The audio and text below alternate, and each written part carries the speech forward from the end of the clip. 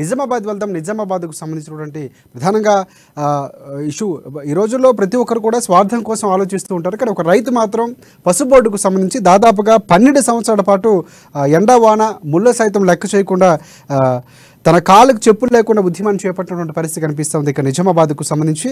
ఇక ఈ నేపథ్యంలో చివరకు మొన్న మహబూబ్ నగర్లో మోదీ నోట పసుపు బోర్డుకు సంబంధించినటువంటి ఒక ప్రామిస్ రావడంతో ఇక తన చెప్పులు ధరించినటువంటి పరిస్థితి కూడా కనిపిస్తూ ఉంది. సో ఇది ఒక ప్రధానమైనటువంటి వార్తగా కనిపిస్తూ ఉంది. ఇక్కడ దీనికి సంబంధించి అమ్మానీస్తో పసుపు రైతు ముత్యాల మనోహర్ రెడ్డి మాట్లాడినటువంటి పరిస్థితి కనిపిస్తుంది. దాంతో మరిన్ని డీటెయిల్స్ మా ప్రతినిధి నవీన్ మనకు అందిస్తారు. ఎస్ చెప్పండి నవీన్.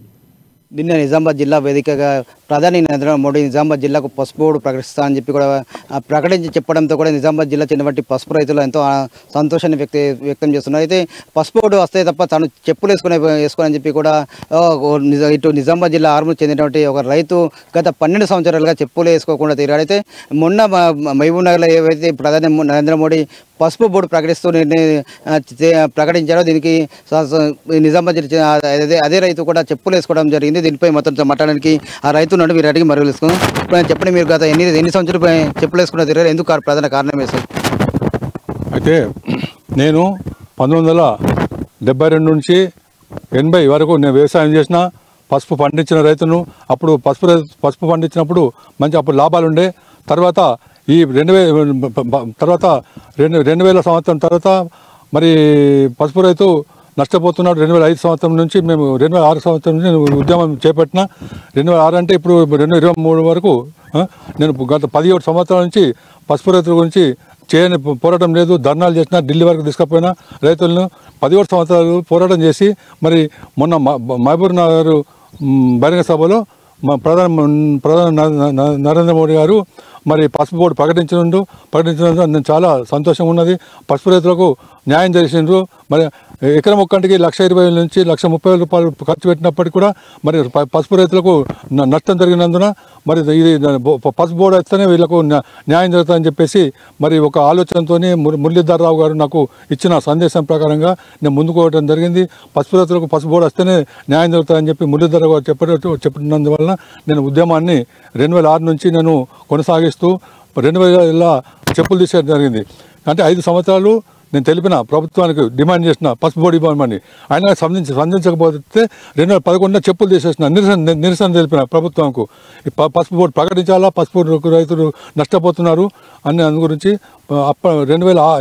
2011 నుంచి ఇప్పుడు 2023 అంటే 12 సంవత్సరాలు 12 సంవత్సరాలు చెప్పులు లేకుండా ఉండటం వలన మొన్న ప్రధాని నరేంద్ర మోడీ గారు మహబూబ్ నగర్ జిల్లాలో మహబూబ్ నగర్ బహిరంగ సభలో పసుపు బోర్డు మరి మంజూరు చేసినందున ప్రధాని నరేంద్ర మోడీ గారికి నేను కృతజ్ఞతలు తెలియజేస్తూ, అలాగే బండి సంజయ్ ఎంపీ గారు కూడా మరి ప్రధానమంత్రిని ఒప్పించి పసుపు బోర్డు ప్రకటించినందున ప్రత్యేకంగా నేను ఎంపీ అరవింద్ గారికి ప్రత్యేక కృతజ్ఞతలు తెలియజేస్తూ ఇప్పటికైనా కానీ పసుపు బోర్డు వచ్చి రావటం వల్ల రైతులందరూ హర్షం వ్యక్తం చేస్తున్నారు. చెప్పులు వదిలేసి ఉద్యమం చెప్పని ఎవరైనా చెప్పారు మీకు? పసుపు బోర్డు గురించి మురళీధర్ రావు గారు వచ్చారు ఆర్మూర్ వచ్చి పసుపు రైతులను పిలిపిమంటే ఊరికి 2-3 తీసుకొచ్చి 50-60 మంది రైతులతో సమావేశం పెట్టి నరసింహనాయుడు గారు నేను.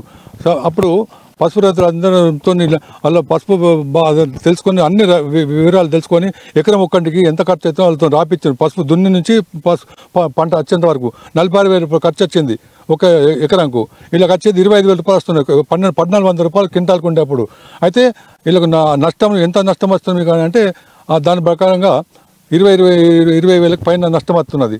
అదే దాని గురించి మరి మీరు ఉద్యమం చేపట్టాలా అని మురళీధర్ చెప్పడం వల్ల మరి అప్పుడు ఆ రోజు నుంచి నేను అంకితమై పసుపు రైతుకు న్యాయం చేయాలి అక్కడి నుంచి అంకితమై మరి ఉద్యమము చేపట్టి పసుపుకు బోర్డు వచ్చేంత వరకు తప్పకుండా నేను ఈ యొక్క విజయం సాధిస్తా అని చెప్పేసి 2006 నుంచి రైతులకు పసుపు బోర్డు గురించి ఉద్యమాలు చేసి 2011 వరకు నేను ప్రభుత్వంతో చలనములు రాకపోయినప్పటికీ 2011 చెప్పులు తీసే నిరసన తెలిపిన. ఏదైతే పసుపు బోర్డు విషయంలో కూడా అనేక ఉద్యమాలు చేపట్టామని చెప్పి అయితే ఉద్యమాలు చేసినప్పటికీ కూడా పసుపు బోర్డు రాకపోవడంతో తాను చెప్పులు లేకుండా ఒక ఉద్యమాన్ని చేపట్టని చెప్పి ఫలితంగానే ఇటు ప్రధానమంత్రి నోట పసుపు బోర్డు మాట వచ్చిందని చెప్పి చెప్తున్నారు. అయితే ముఖ్యంగా పసుపు బోర్డుకు పసుపు రైతుల విషయంలో కూడా ఇక్కడ చాలా ఇబ్బందులు ఉన్నాయని చెప్పి కల్లెలు కావచ్చు, ఇటు మరి మరోవైపు ఇటు పసుపు ఉడకబెట్టే మిషన్లు కావచ్చు ఇంత లేకపోవడంతో చాలా ఇబ్బంది పడుతున్నామని చెప్పి ఈ విషయంలో కూడా మరో ఉద్యమం కూడా చేపడతామని చెప్పి కూడా ప్రధానంగా చెప్తున్నారు.